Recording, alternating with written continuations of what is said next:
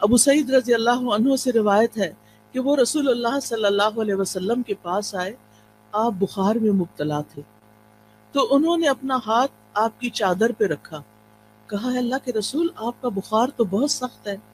آپ نے فرمایا بے شک ہمارا حال اسی طرح ہوتا ہے، ہم پر آزمائش زیادہ سخت ہوتی ہے اور ہمارا اجر بھی زیادہ ہوتا ہے، یعنی جس کی آزمائش بڑی اس کا اجر بھی بڑا، جس کی تکلیف زیادہ اس کا ثواب بھی زیادہ۔ پھر انہوں نے پوچھا اے اللہ کے رسول لوگوں میں آزمائش کے لحاظ سے سخت کون ہوتا ہے؟ آپ نے فرمایا انبیاء۔ کہا پھر کون؟ آپ نے فرمایا علماء۔ کہا پھر کون؟ فرمایا نیک لوگ۔ اب ہونا تو یہ چاہیے تھا کہ جو نیک لوگ ہوں، یا عام طور پر لوگ یہی سمجھتے ہیں کہ اگر ہم نیک کام کر رہے ہیں، عبادت کر رہے ہیں، تو پھر ہماری زندگی میں تو کوئی مشکل نہیں ہونی چاہیے۔ نہیں، مشکلیں ہوتی ہیں ان کی زندگی میں، لیکن وہ برداشت کر کے خوشحال ہوتے ہیں، وہ دل سے خوش راضی رہتے ہیں، اور وہ سمجھتے ہیں کہ ہر لمحہ ہمارا اجر بڑھتا چلا جا رہا ہے، لہٰذا یہ چیز ان کو اطمینان دیتی ہے، اور وہ اس پریشانی پہ پریشان نہیں رہتے ہر وقت، بلکہ اللہ سبحانہ تعالیٰ کی طرف رجوع کرتے ہیں۔ نبی صلی اللہ علیہ وسلم نے یہ بھی فرمایا کہ ان کو یعنی نیک لوگوں کو بعض اوقات ایسی تکلیفیں آتی ہیں، کچھ لوگ آزمائش پر بھی خوش ہوتے ہیں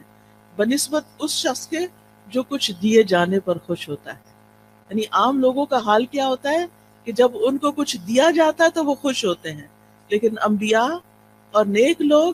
جب ان پر کوئی تکلیف آتی ہے تو خوش ہوتے ہیں، وہ سوچتے ہیں کہ ہمارے رب نے اس کام کے لیے چنا۔ اب رب کی بڑی حکمتیں ہوتی ہیں، وہ کسی پر اس کی وسعت سے بڑھ کے بوجھ نہیں ڈالتا۔ لا یکلف اللہ نفسا الا وسعها، اللہ کسی جان پر اس کی ہمت وسعت سے بڑھ کے بوجھ نہیں ڈالتا۔ لہا ما کسبت وعلیہا ما اکتسبت، مومن یہی دعا کرتا رہتا ہے ربنا لا تؤاخذنا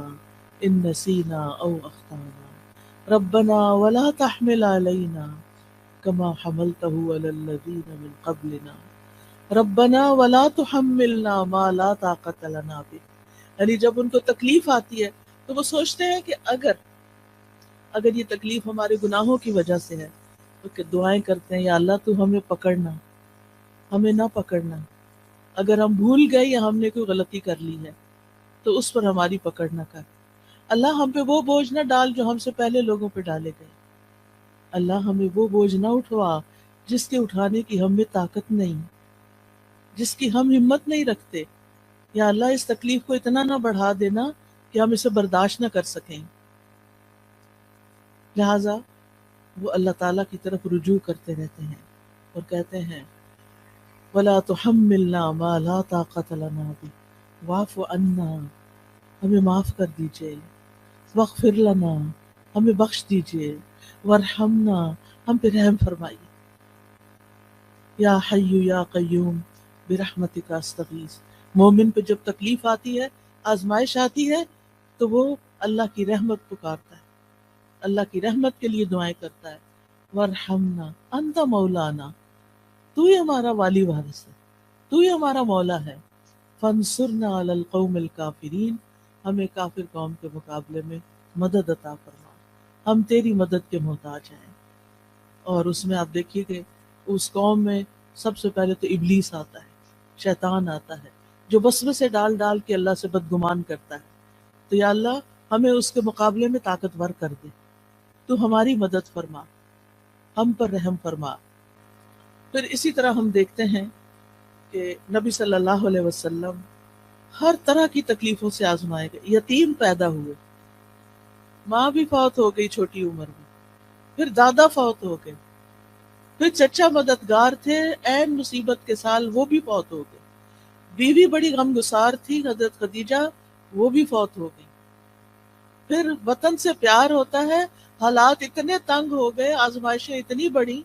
3 سال تو ایک گھاٹی میں گزارنے پڑے جہاں کچھ کھانے پینے کو نہیں تھا، اور پھر بالآخر مکہ چھوڑنا پڑا، چھوڑتے ہوئے کہا ہے مکہ تو مجھے سب سے پیارا ہے، اگر تیرے رہنے والے مجھے یہاں سے نہ نکالتے میں کبھی نہ جاتا یہاں سے۔ پھر ایک نئی جگہ پر گئے، وہاں جا کر جنگیں مسلط ہوگی، ایک کے بعد ایک سال جنگ آ رہی ہے، جان مال ہر چیز کو خطرہ، خوف، پریشانی، بیماری، کون سی تکلیف تھی جو رسول اللہ صلی اللہ علیہ وسلم پر نہیں آئی؟ پھر آپ کے بیٹے بھی فوت ہو گئے، پھر حضرت ابراہیم جو چھوٹے تھے وہ پیدا ہوئے ماریہ قبطیہ سے، اور ان کی وفات پر آپ رو دیے، آپ کی آنکھوں سے آنسو گر رہے تھے۔ صحابہ بڑے حیران ہوئے کہ آپ بھی روتے ہیں۔ آپ نے فرمایا ان العین تدمع والقلب والقلب يحزن ولا نقول الا ما يرضى ربنا وانا بفراقك یا ابراہیم لمحزونون۔ آنکھیں روتی ہیں، دل غمگین ہوتا ہے، اور ہم وہی بات کہتے ہیں جس سے ہمارا رب راضی ہوتا ہے۔ دل میں غم ہے، آنکھوں میں آنسو ہیں، یہ منع نہیں ہے، یہ ہوگا، لیکن زبان سے کوئی ایسی بات نہیں نکالیں گے جو رب کو ناراض کرے۔ اور اے ابراہیم، تیری جدائی سے ہم بڑے غمگین ہیں،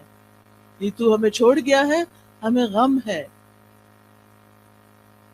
سوال یہ پیدا ہوتا ہے کہ یہ تکلیفیں آتی کیوں ہیں،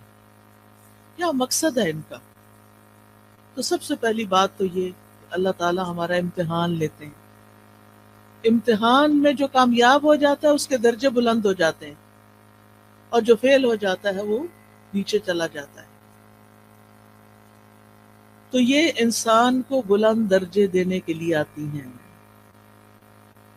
حدیث میں آتا ہے بے شک بندے کے لیے جب اللہ سبحانہ تعالیٰ کے ہاں ایک مقام مرتبہ مقدر ہو چکا ہوتا ہے، یعنی اس کو وہ بلند مقام دینا ہے،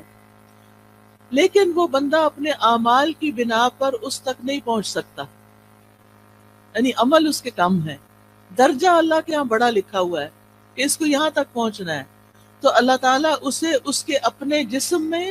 یا مال میں یا اولاد کی آزمائش میں ڈال دیتا ہے، کیونکہ اللہ نے اس کو بلند درجہ دینا ہوتا ہے۔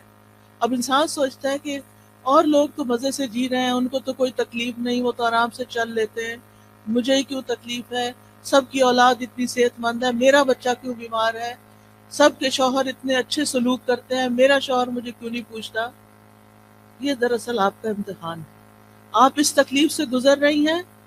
یہ اللہ سبحانہ تعالیٰ کے ہاں آپ کے درجے بلند کر رہی ہے اگر آپ صبر کر رہے ہیں۔ اور پھر یہ کہ جب اللہ تعالیٰ تکلیف دیتا ہے تو جن کے درجے بلند ہوتے ہیں ان کو اللہ تعالیٰ صبر کی توفیق بھی دے دیتا ہے، حتیٰ کہ وہ اس مقام تک جا پہنچتا ہے انسان جو اللہ کی طرف سے اس کے لیے پہلے سے مقدر ہوتا ہے۔